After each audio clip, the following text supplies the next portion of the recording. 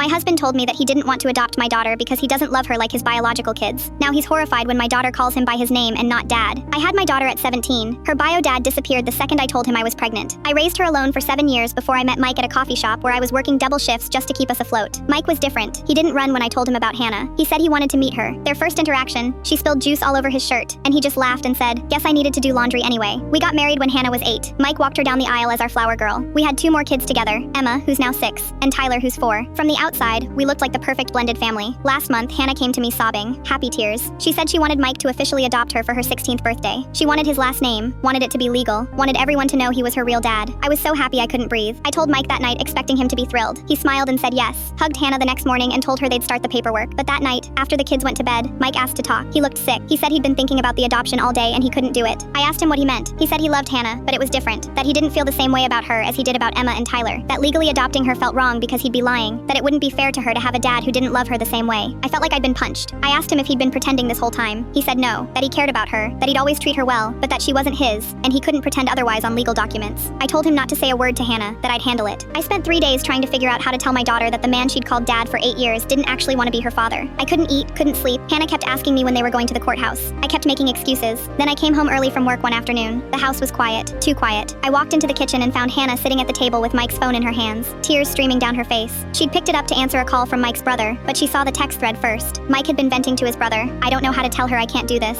It's not really mine. I don't want to be legally responsible for someone else's kid. I love my wife, but this is too much." Hannah looked up at me with the most broken expression I've ever seen. She said, "You knew, didn't you? You both knew he didn't want me." I tried to explain, tried to tell her that I was going to tell her, that I was trying to protect her. She just shook her head and walked out. That night at dinner, she didn't come down. Mike went upstairs. I heard him knock on her door, heard him say, "Hannah, honey, dinner's ready." Her voice came through the door, cold and flat. "Mike, I'm not hungry." He came back downstairs looking confused. The next morning, same thing. "Mike, can you pass the milk?" Emma looked between them worried. Tyler asked why Sissy wasn't calling Daddy Daddy anymore. Mike tried to talk to her. He sat outside her door and apologized. Said he didn't mean what he texted, that he was scared and confused. Hannah opened the door, looked him dead in the eyes and said, "At least now I know the true Mike. It's been 3 weeks. She only calls him Mike now, won't look at him during meals. Last week our youngest asked me directly, why isn't Mike Hannah's daddy anymore? Does that mean she's not my sister?" I immediately said, "Hannah will always be your sister." Mike's face went white. He finally understood what he'd done, but it gets worse. I found Hannah researching how to legally change her last name to mine. She'd filled out half the forms already. When I asked her about it, she said, "Why would I keep his name if he doesn't want me to have it?" Mike is falling apart. He keeps trying to fix things, buying her gifts she won't accept, trying to start conversations she shuts down. Yesterday, he broke down crying at the kitchen table, saying he made the biggest mistake of his life. But Hannah, she told me last night that she's done, that she spent 8 years believing she finally had a real dad, and now she knows it was all conditional, that she'll never trust like that again. I'm looking at divorce lawyers, because how do you stay married to someone who broke your daughter's heart like that? Mike keeps asking me what to do. I told him exactly what Hannah told me. There's nothing left to fix, Mike.